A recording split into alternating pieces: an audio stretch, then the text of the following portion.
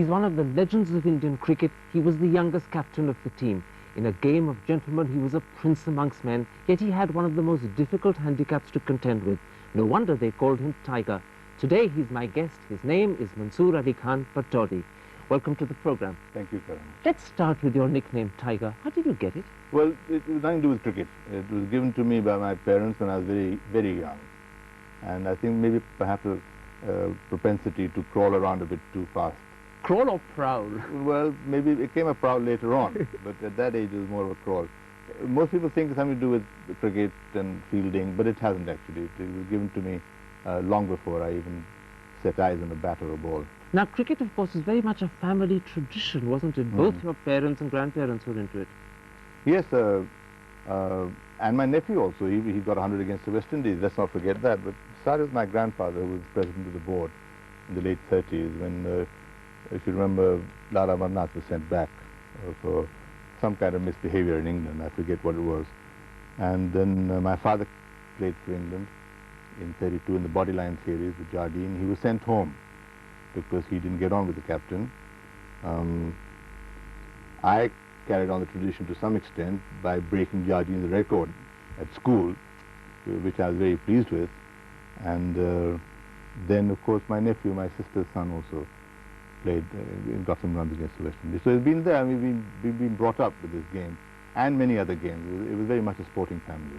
Not just a sporting family, it was also very much an aristocratic family. Your father was the Nawab of Pataudi, your grandfather the Nawab of Bhopal. I imagine you must have grown up in regal splendor. What sort of childhood was it?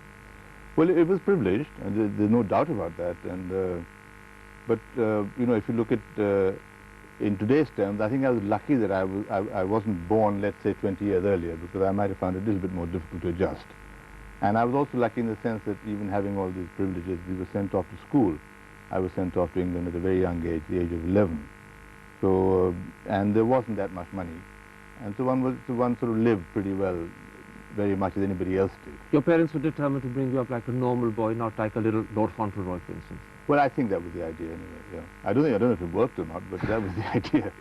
Your father was a sporting genius. He represented India in the cricket team, in the hockey team. He was a great polo player. Were you very close to him?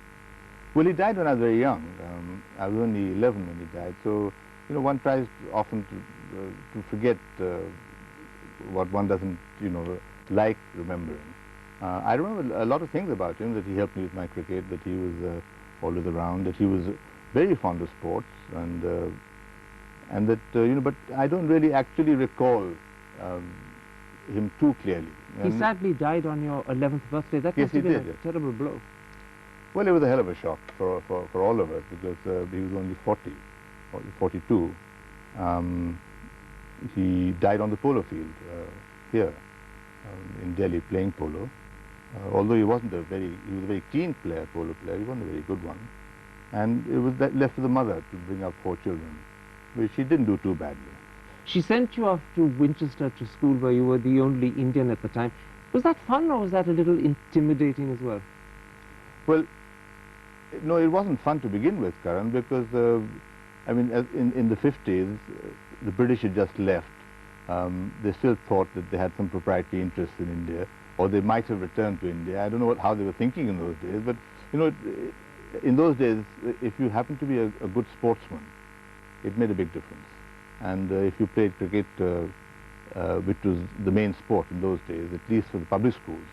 And your cricket really blossomed at Winchester, but I gather your first match there, an inter-house match, was quite a disaster. Yes, it was, because I got somebody run out. I mean, that wasn't the done. I mean, the done thing was to get yourself run out in the old typical British fashion. I mean, but I felt, since I was going to score more runs than he, and that the idea was to win the match, I thought it was better if he got run out. So strategy was coming into play even though you were just a teenager? Yes, I think it's intuitive in many ways. I've been told a lovely story. I gathered later on, when you used to go out to bat in Winchester, the cathedral bells would be chiming for you. I think there's a lot of good stories, Karan, and many of them, of course, are not true.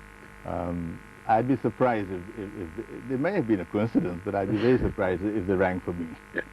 Now, the year 1961 was a year of incredible highs and lows for you. It started with your becoming captain of the Oxford cricket team and also signing up for Sussex. Why Sussex?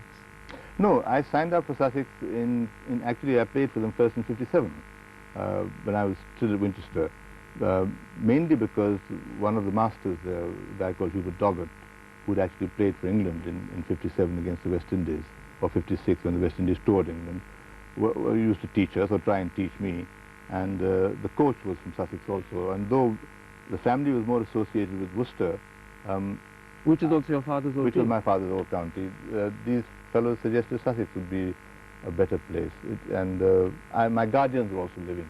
I was living in Sussex. So it was more practical as well as the relationship. It made more sense. And of course Sussex had a tremendous background of Indian, it had Ranji playing, it had Dilip playing Sussex, and so one didn't feel totally out of place. Now, of course, the other thing that happened in 1961 wasn't such a nice event. You had a terrible car accident and lost your eye.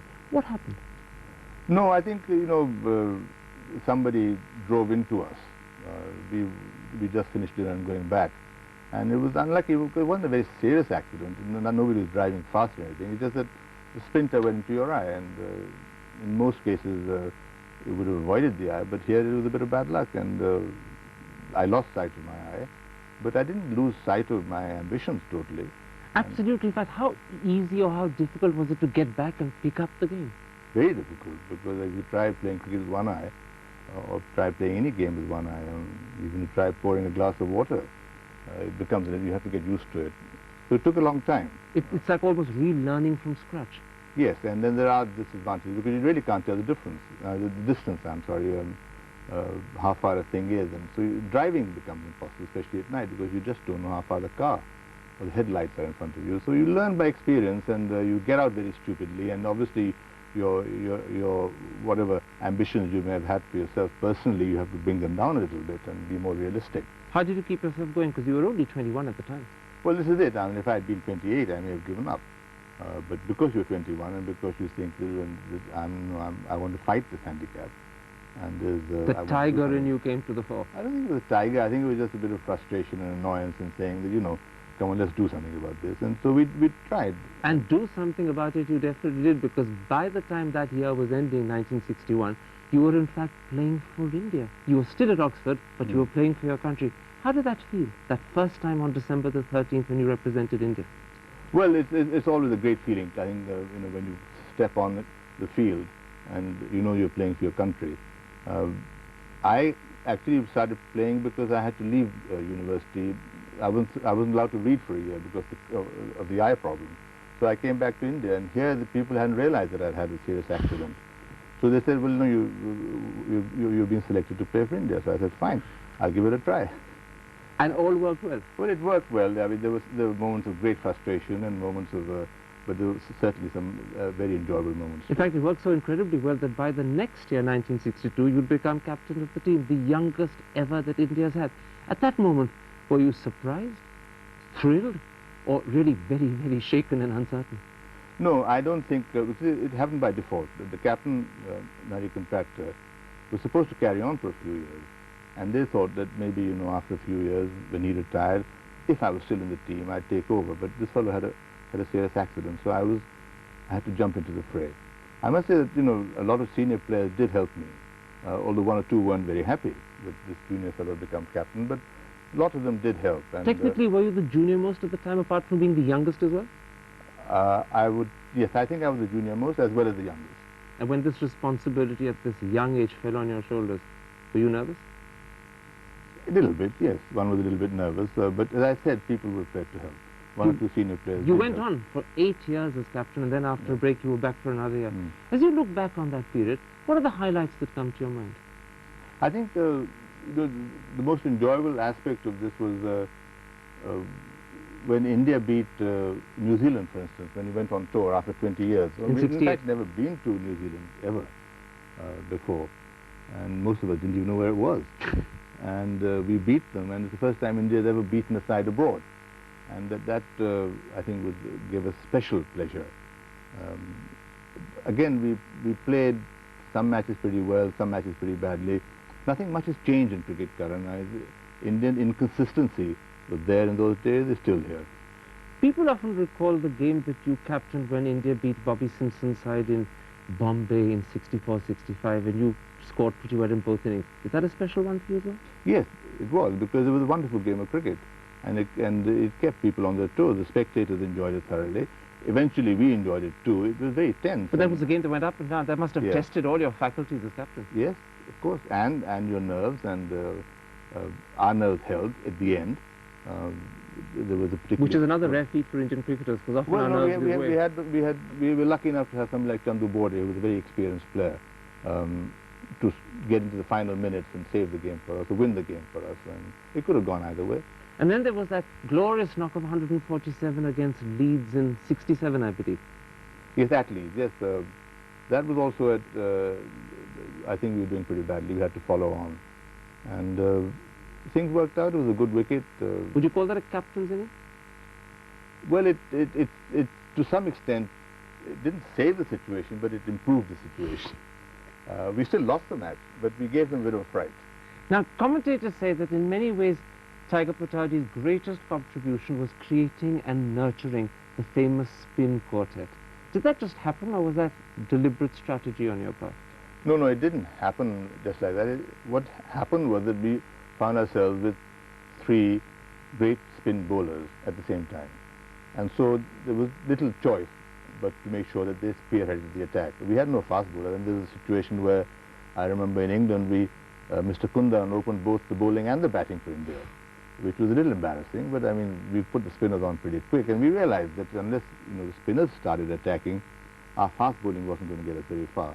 So it was a conscious effort to make the spinners improve. But you were also, in a sense, making a virtue out of a necessity, and then you suddenly found that you had dynamite in your hands.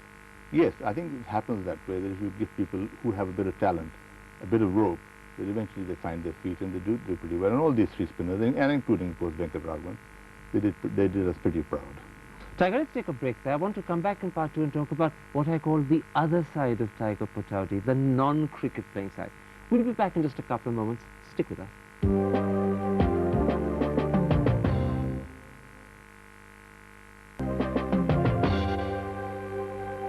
Welcome back. My guest is Tiger Pataudi. In 1965, you met for the first time the lady you went on to marry. Do you remember your first meeting with Sharmila Tagore? Yes, I do. In fact, she came to Delhi, and I'd met her before that actually, but I hadn't really spoken to her. And I said, if you come to Delhi, please give me a call. And she did, but I wasn't here, unfortunately. When I got back from England, somebody told me there was a call from so-and-so. So I went to Bombay, and I thought I'd better contact her. So then I thought, well, she's so much in demand, I better think of something. Otherwise, she said, who is this guy? So I said, I brought a few things over from England, and how should I come and give them to you? So she seemed very interested, and she said, come immediately, So I went over, and I said, no, well, there's a lot of heavy fridges and so on, but I can't bring them in my car, I'll bring them after a day or two, and then that was it, and we went out for dinner. I don't think we had dinner. She was, in fact, at the time, a very big actress, the belle of Bollywood, one could say. Yes. Is this why you had to resort to stratagem to win her attention? I suppose so. I mean, I felt that maybe I had to stand in a queue or something. So I thought I'd better bypass that queue. What Indians are like, we can't stand in queues. So offering refrigerators to an actress was your ploy? Thought, she might be interested in a fridge or an air conditioner or something. Hoping, of course, that she'd be interested in you instead. Well, I hope that once I'd met her, I'd get her to change her focus a little bit, yes. And to use the cricketing metaphor, did you bowl her over? I don't think it was very immediate. I think she batted pretty well for a long time. And finally, of course, perseverance got through. Now, of course, the late 60s were very different in atmosphere and mood to today, but I gather, in fact, you faced quite a few problems before you were able to get married. No, not really, Karan. There were a lot of objections as such, but we were pretty well committed. I think her family felt, that marrying a Nawab was a bit of a sort of dicey thing, because all these guys, the reputation of Nawab that come from the kingdoms of Awadh and so on, were not very cheering for you. And to be fair, you had quite a playboy reputation yourself at the time, which is totally untrue, entirely untrue, and you know what the press is like, of course, they build up anything. And from my side, it was also a question, film actors and actresses are not exactly people that you should have total confidence in. So there was opposition, but I think we were committed and we got married, and I don't think anybody's got any objections now. Now, of course, when the world thinks of the name Tiger Pataudi, they think of the Nawab of Pataudi, they think of the dashing, romantic young cricketer, but I gather there's another side to you as well. You're a very playful, practical joke prankster, aren't you? No, we've played practical jokes all our lives, mainly because, Karan, when you get a number of people together, let's say 16 or 17 members of the team, in our time, you know, we weren't playing every day. We played a match and then you had to spend 2 weeks staying together in a place where you didn't know many people or in a foreign country. So you tried to entertain yourself, and one way of entertaining was to try and play jokes on other people whom you felt may not enjoy them. And we played a number of jokes on a number of cricketers, and eventually we have been forgiven for our There was an misdemeanors. amazing one, I gather you played in the late 60s on Prasanna and Chandrasekhar, wasn't there, when you... That was Mother of India's effort. You're disowning responsibility. Absolutely, absolutely. It was in Gwalior. It was in his state, nothing to do with me. But yes, Prasanna was shot by dacoits, which seemed to annoy Chandrasekhar and Vishwanath greatly. It didn't annoy any of us. And I think he had a bit of mercurochrome in his hand. He stuck it on his chest and he collapsed. And we hauled him into a van and we took him home. And it became very serious because these guys thought he'd been killed. And both Prasanna and Vishwanath then started crying. They weren't on your program, of course. And no, we had to actually pacify them and say that, you know, can we get you a drink? Would you like brandy? Or he said, no, we want coffee. At 4 o'clock in the morning, I remember Mother of India telling me, where will I get them coffee at 4 o'clock in the morning? So I said, you better wake up somebody. And so, no, we had a lot of fun. So in fact, off the field, the Nawab is actually either a playboy when he was younger or a big prankster when he's not being a playboy. Well, you can say that, but I wouldn't agree with that. Your friends and your admirers say that Tiger Pataudi would have achieved a lot more had he been just a little bit less laid back. Do you accept that comment? I'll accept a lot of things from my friends, Karan. But is it true? Well, one is a product of one's times, and if I was a bit laid back, I'm prepared to accept it, yes, but how much more I would have achieved by running around, I'm not so sure. I think I've led a reasonably happy and comfortable life, and that's the way I want it. And people say that I don't have a great deal of ambition. What do you say? I say that I'm very happy, extremely happy. Happiness is more important than ambition? I think that if ambition makes you happy, yes. But if it doesn't, then I think the idea, presumably, is to be happy in life. How you achieve it is up to you. Are you competitive in the normal sense? Is it important for you to have goals that you're constantly achieving and striving for? Or do you take life in the No, I don't think that I've ever set goals like a lot of people do. You know, that in 3 years' time this should happen, in 5 years' time this should happen. I've been pretty lucky. There's a marvelous story that once during a match in Calcutta when riots broke out and everyone else was tense and rather nervous and terrified, you decided to entertain the team in a very unusual way. No, this is totally untrue. This is I can imagine where the source of this story came from. But no, those are very tense moments because the whole pavilion was burning, and the police had used tear gas, and you know, our eyes were streaming in and streaming with water. And I went to the bathroom to wash my eyes with water, and there I saw the president of the Calcutta Association, the CAB, hiding in the corner with a huge briefcase. So I said, what have you got in that briefcase? And this is on the 3rd or 4th day of the match. So he opened it for some reason, and it was full of tickets, unsold tickets. So I said, you know, you're in trouble. He said, yes. I said, what are you going to do about it? He said, please help me. So I said, okay. You know, we took 2 of them and put them in our bus, having first ensured the fact that the crowd wasn't after us. Then they said, no, we're not after you, we want these guys.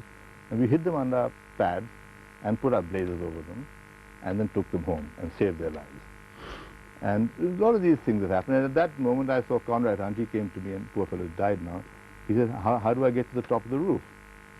So I said, what do you want to do on top of the roof? So he said, no, I want to bring the West Indies flag down.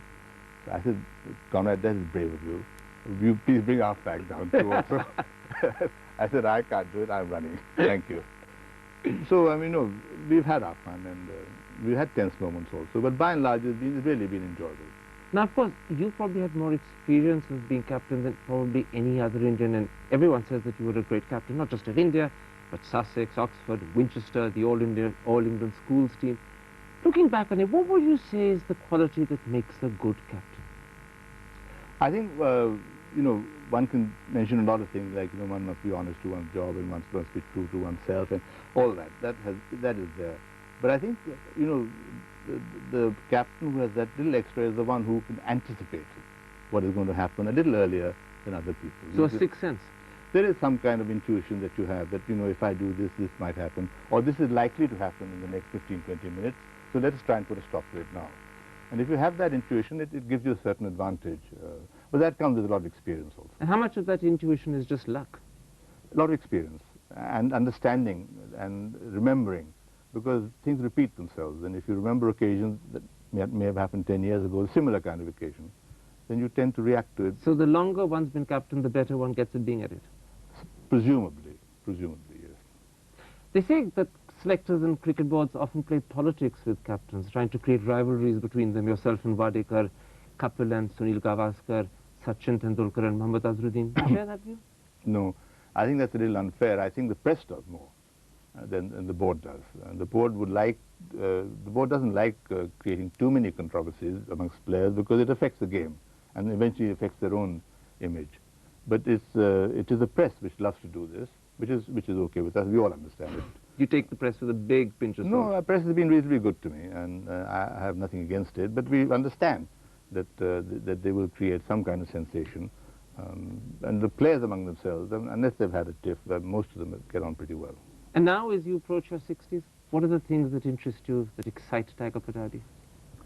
Well, you know, things haven't changed all that much. I mean, I've always been very fond of...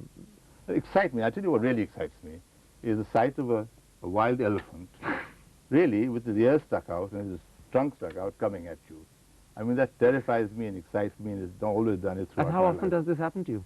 It happens 3 or 4 times to me at parks, at Corbett Park, or when we've had the opportunity of traveling abroad, maybe in you know, Kenya or Zambia. And when this happens, has Tiger stood his ground, or has Tiger turned and fled? No, if you flee, you've got no chance, because then you're just asking for trouble. So it's challenges really that excite you? Yes, I think that's right. There has to be some challenge for some excitement. Tiger Pataudi, thank you very much for this wonderful interview. Thank you.